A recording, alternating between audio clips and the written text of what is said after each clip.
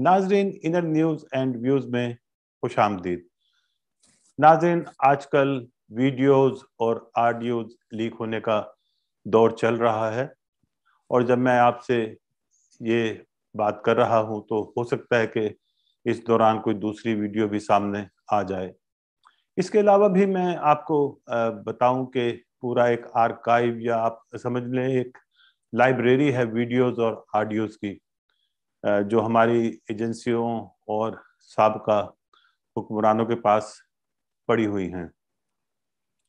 इसके अलावा भी बहुत सी वीडियोज़ या ऑडियोज़ ऐसी भी हैं जो हमारे इदारों में काम कर रहे साबिका अहलकारों के पास भी मौजूद हैं, जो इन वीडियोज़ की फ़रोख्त के लिए मुनासिब मार्केट या गाहक की तलाश में रहते हैं। यानी जैसा आप सुनते आए हैं कि पैसा फेंक तमाशा देख।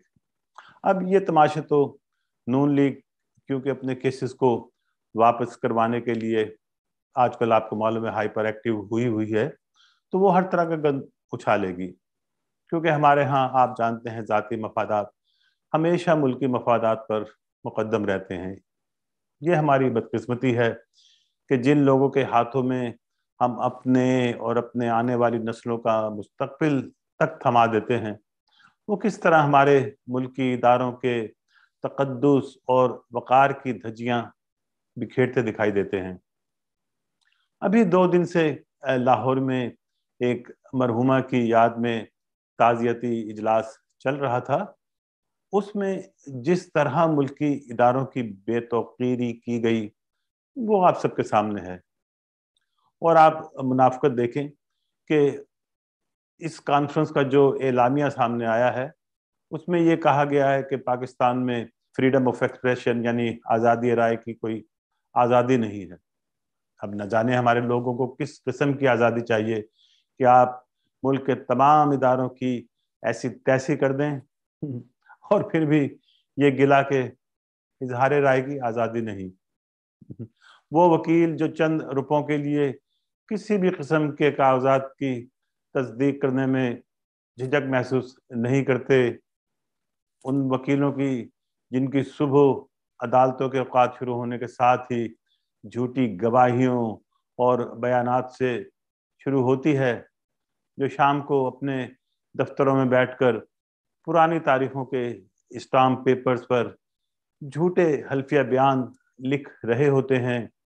वो वकील जो मजलूम को इंसाफ दिलवाने के बजाय मुजरिमों के साथ मिल जाते हैं, और बेचारे मजलूम लोग अपनी जायदादें तक बेचकर उनकी फीसें अदा करते रहते हैं, और ये वकील जजों के टाउट बनकर दूसरी पार्टी से लंबी रकूम लेकर केसों के फैसले भी उन्हीं के हक में करवा कर अपने क्लाइंट के सामने हाजी सनाउल्ला बन जाते हैं।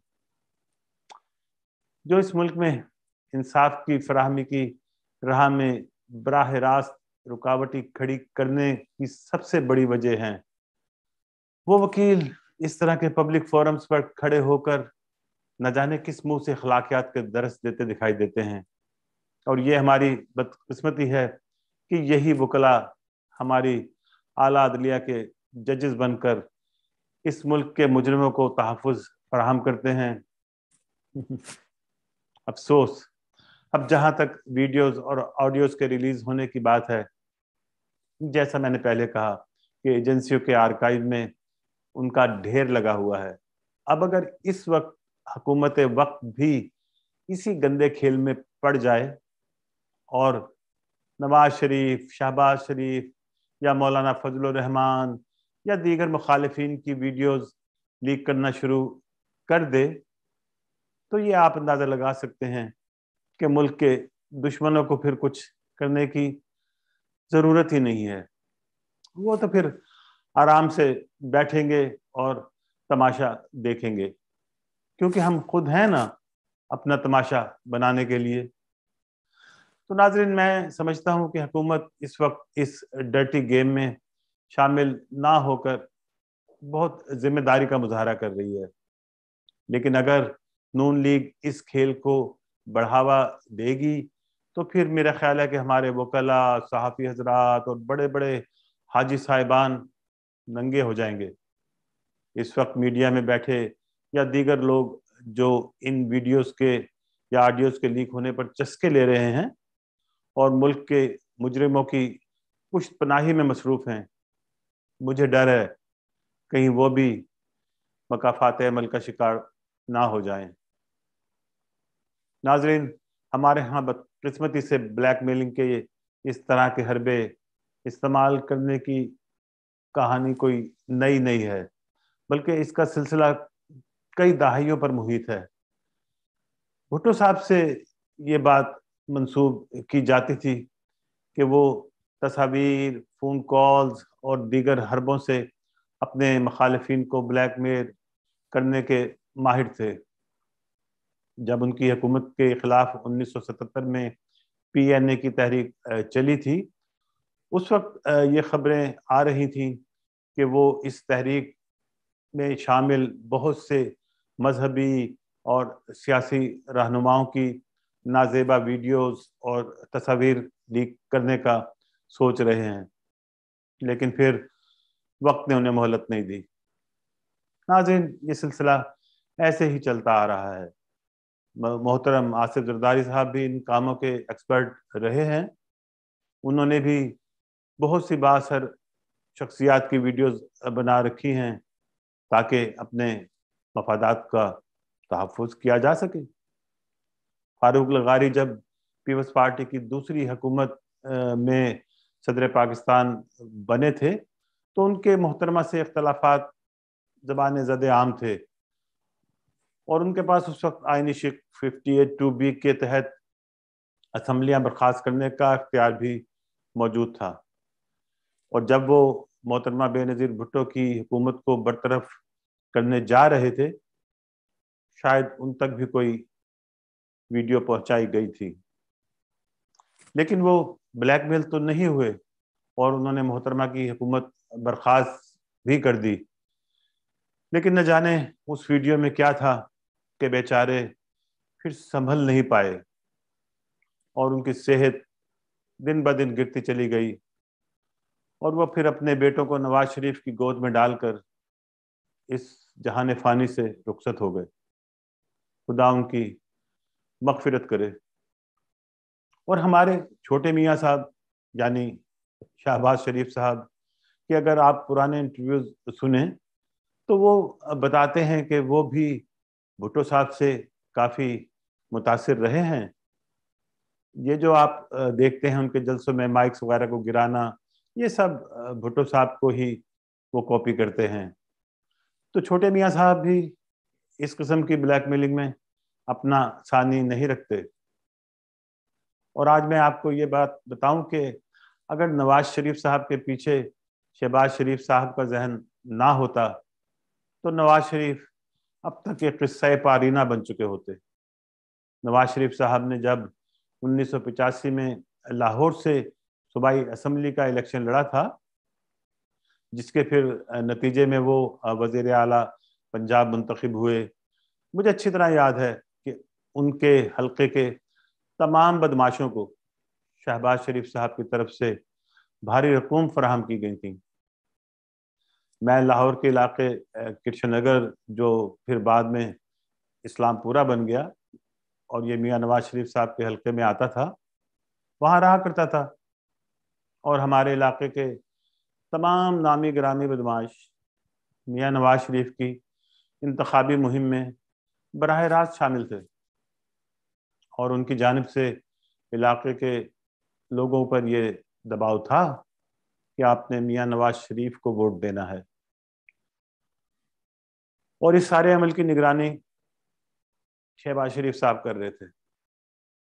शहबाज शरीफ की ताकत का अंदाज़ा आप इस तरह भी लगा सकते हैं कि जो मियाँ नवाज शरीफ साहब की जमानत देने के बावजूद किसी भी तरह की अदालती या हुकूमती कार्रवाई से अब तक आज़ाद हैं। वगरना जिस दिन नवाज शरीफ साहब भगोड़े हुए थे, शहबाज शरीफ साहब को तो उसी दिन जेल में होना चाहिए था। लोगों को मॉडल टाउन के बेगुनाहों का खून भी अभी नहीं भूला, जिसमें शहबाज शरीफ साहब के मुलविस होने में किसी को कोई शक नहीं। नाज़रीन, शहबाज शरीफ तो जब जेल गए भी हैं तो उसमें भी उनकी अपनी मर्जी शामिल रही है, वगरना किसी की क्या मजाल जो मियाँ शहबाज शरीफ साहब पर हाथ डाल सके। नाज़रीन, मैं खुद पाकिस्तान की इस्टेब्लिशमेंट का बहुत नाक़िद हूँ, लेकिन जहाँ कोई जमात या पार्टी लीडर कोई गलत काम करता दिखाई दे, अगर उन पर तनकीद ना की जाए, वो भी एक प्रोफेशनल बददियानती होती है। और मैं समझता हूँ कि हमारे मीडिया को इस खेल में पार्टी बनने के बजाय हक और सच का साथ देना चाहिए। ये मैं पहले भी कहता आया हूँ कि हम एक कौम की हैसियत से कुछ ज़्यादा ही सियासी हो चुके हैं, और अपने सियासी मफादात से हटकर हम सोचते ही नहीं। हम मिन हैसुल कौम अजीब किस्म के रवैयों का शिकार हो चुके हैं।